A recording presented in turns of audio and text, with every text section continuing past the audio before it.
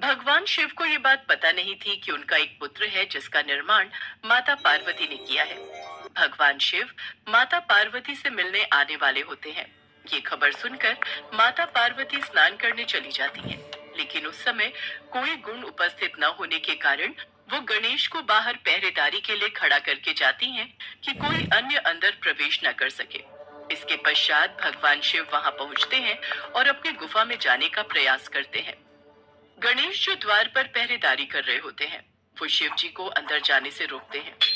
शिव जी को आश्चर्य होता है कि ये बालक कौन है जो उन्हें उनके ही निवास स्थान पर जाने से रोक रहा है। कौन हो तुम धूर्त बालक जो इस तरह से बात कर रहे हो? हम स्वयं ही भीतर जाकर देवी पार्वती से पूछते हैं। ये कौन बालक हमारे द्वार पर हमारा रास्ता रोक कर खड़ा है? रुकिए, आपको भीतर जाने की अनुमति नहीं है। मेरी माता श्री का आदेश है कि कोई भी भीतर न जाने पाए, और जब तक वो नहीं कहती मैं किसी को भी इस महल के भीतर नहीं जाने दूंगा। बालक, हमें क्रोध मत दिलाओ, हमारे सामने से हट जाओ, वरना हमारे क्रोध को तुम नहीं जानते हो। और आप मुझे नहीं जानते। मेरे होते हुए इस द्वार को कोई नहीं लांघ सकता।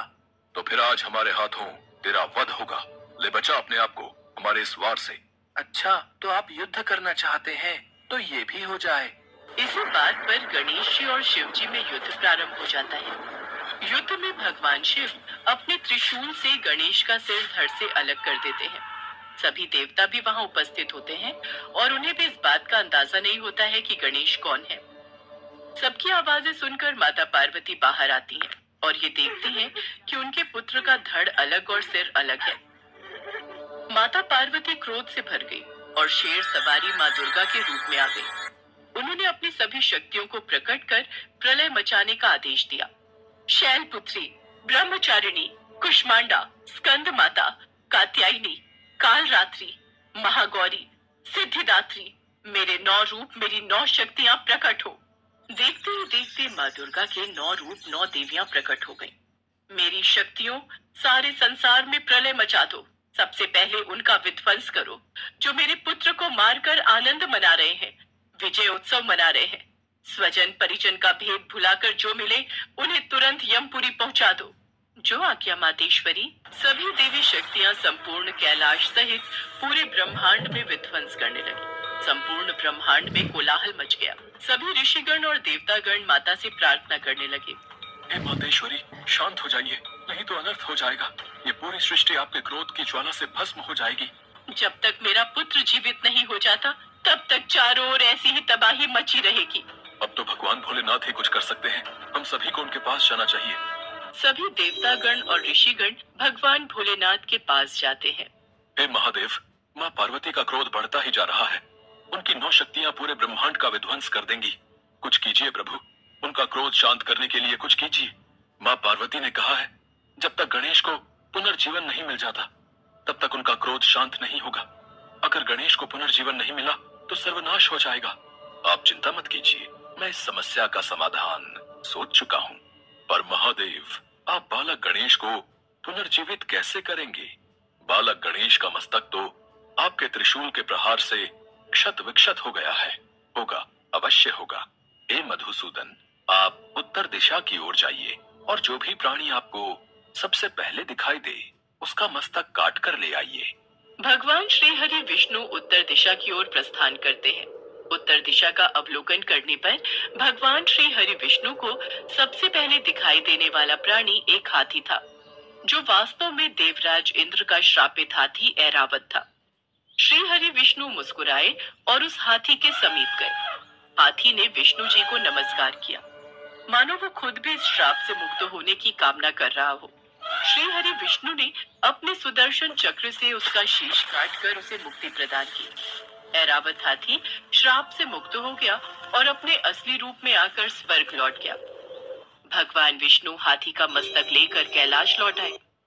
उसके पश्चात भगवान शिव गणेश के धड़ से हाथी का मस्तक जोड़ देते हैं।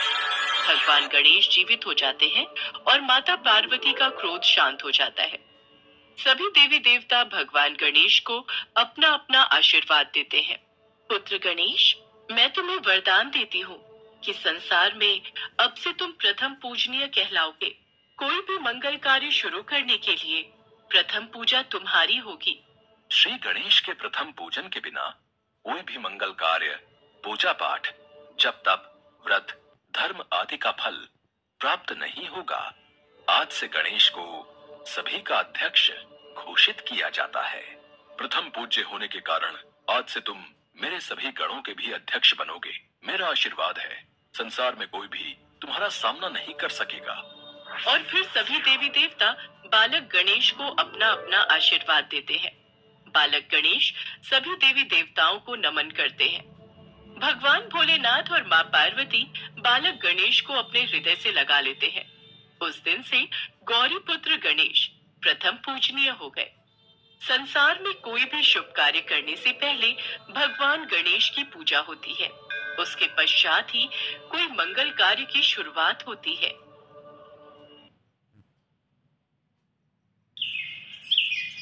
पुराणों में प्रचलित कथा के अनुसार एक बार भगवान शिव और देवी पार्वती घूमते हुए काशी चले गए। वहां भगवान शिव अपना मुंह पूर्व दिशा की ओर करके बैठे थे। तभी पीछे से देवी पार्वती वहां आती हैं और अपने हाथों से भगवान शिव के नेत्रों को बंद कर देती हैं। उनके ऐसा करने से समस्त जगत में अंधकार छा जाता है। जगत को बचाने के लिए भगवान शिव अपनी तीसरी आंख खोल देते हैं। उनकी तीसरी आंख खुलने पर जगत में फिर से रोशनी हो जाती है। भगवान शिव की तीसरी आंख जगत को तो अंधकार से बचा लेती है, परंतु उस तीसरी आंख की रोशनी से जो ताप उत्पन्न हुआ, उससे निकली पसीने की बूंदों से एक अंधे बालक का जन्म हुआ। उस बालक का मुख बहुत बड़ा और भयानक था। बालक को देखकर देवी पार्वती घबरा गई। प्रभु, ये बालक कौन है? ये कहाँ से उत्पन्न हुआ? देवी पार्वती, ये हमारा ही पुत्र है। ये बालक पसीने की बूंदों से उत्पन्न हुआ है। आपने अकस्मात ही मेरे नेत्रों को बंद कर दिया, इसलिए सृष्टि की रक्षा के लिए मैंने अपने तीसरे नेत्र को खोल दिया, जिस कारण रोशनी के ताप से पसीने की बूंदें धरती पर गिर गईं और इस बालक का जन्म हुआ। अंधकार में पैदा होने के कारण ये बालक अंधक नाम से जाना जाएगा।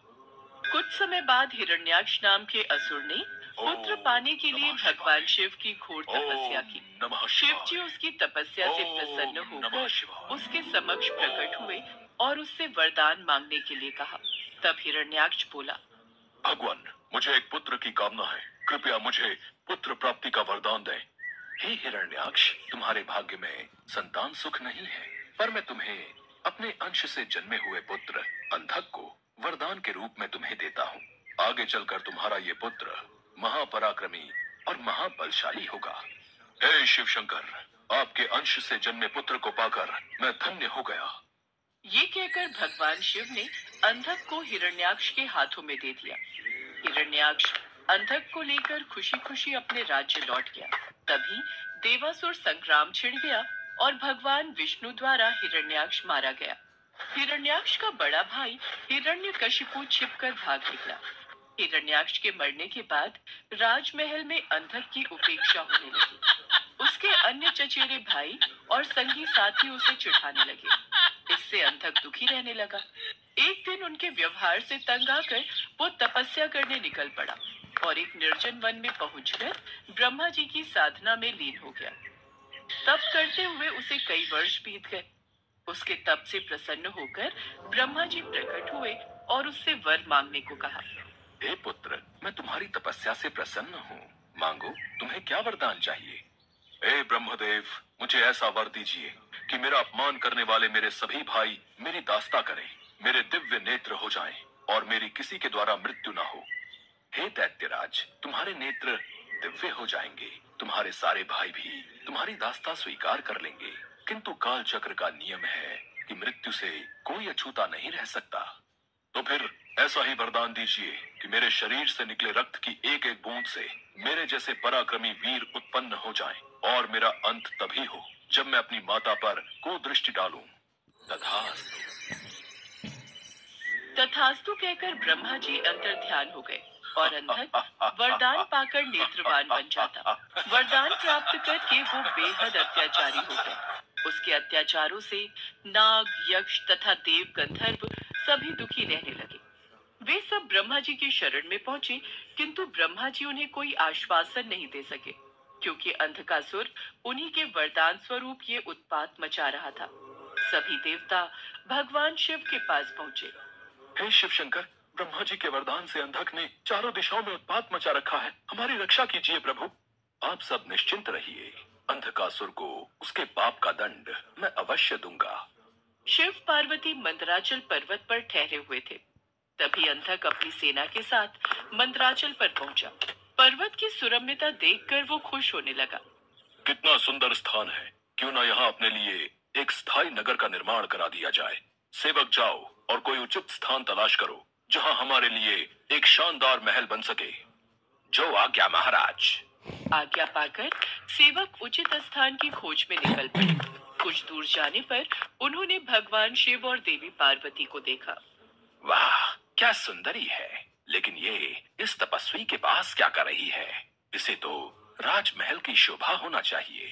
चलकर महाराज को सूचित करते हैं। चलो चलो, महाराज को बताते हैं। क्या सुंदरी इस पर्वत पर? जाओ और उस सुंदरी को उठाकर मेरे पास ले आओ, और उसके साथ जो तपस्वी पुरुष है उसे कह देना कि मैं दैत्यराज अंधक का दूत हूँ और उनके लिए इस सुंदरी को ले जाना चाहता हूँ। दूत पुनः उसी स्थान पर जा पहुंचा। उसने अंधक का आदेश उन्हें कह सुनाया। इस पर भगवान शिव क्रोधित हो गए। अंधक ने सेना एकत्र की और आक्रमण कर दिया। इस सुंदरी को मैं अपने साथ लेकर ही जाऊंगा। अंधकासुर, कहीं ऐसा ना हो मेरे क्रोध की अग्नि से तुम जल जाओ। घनघोर युद्ध छिड़ गया। भगवान शिव त्रिशूल से प्रहार करते रहे, किंतु उनका हर प्रयत्न विफल हो रहा था। जैसे ही अंधक का कोई अंग घायल होता, उससे रक्त निकलता और उस रक्त से उस जैसे ही अनेक दैत्य पैदा हो जाते थे। उधर शुक्राचार्य अपनी संजीवनी विद्या के बल पर मरे हुए दैत्यों को पुनः जीवित कर देते थे। ये सब शुक्राचार्य के कारण हो रहा है। नंदी आदि गण जाओ और शुक्राचार्य को बांधकर यहाँ ले आओ, ताकि वे दैत्यों को पुनः जीवित न कर सके। जो आज्ञा प्रभु। कुछ समय पश्चात सभी शिवगण शुक्राचार्य को बांध कर ले आए और उन्हें शिव के सम्मुख खड़ा कर दिया। शिव जी ने शुक्राचार्य को अपने उदर में ले लिया और अंधक को त्रिशूल के ऊपर टांग दिया। वो त्रिशूल पर टंगा टंगा ही शिव का जाप करता हुआ अपनी भूल का प्रायश्चित करने लगा। अंधकासुर जान चुका था कि माता पार्वती उसकी माता है।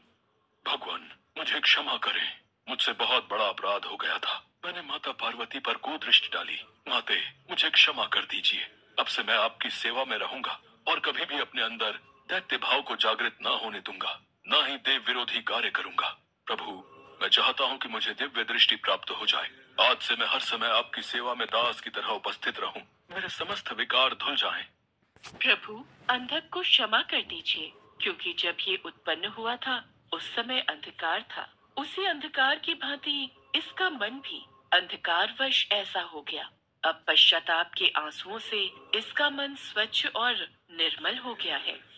देवी पार्वती, अंधकासुर की भांति गुरु शुक्राचार्य भी मेरे उदर में क्षमा याचना कर रहे हैं। हे शिव शंकर, हे भोलेनाथ, मेरा अपराध क्षमा कीजिए। मुझे अपने उदर से बाहर निकालिए प्रभु, मुझे क्षमा कीजिए। ओम नमः शिवाय, ओम नमः शिवाय, ओम नमः शिवाय। अंधकासुर और गुरु शुक्राचार्य की विनती करने पर भगवान भोलेनाथ उन दोनों को क्षमा कर देते हैं। गुरु शुक्राचार्य भगवान भोलेनाथ के उदर से बाहर आ जाते हैं। इसके पश्चात अंधकासुर को क्षमादान देकर भगवान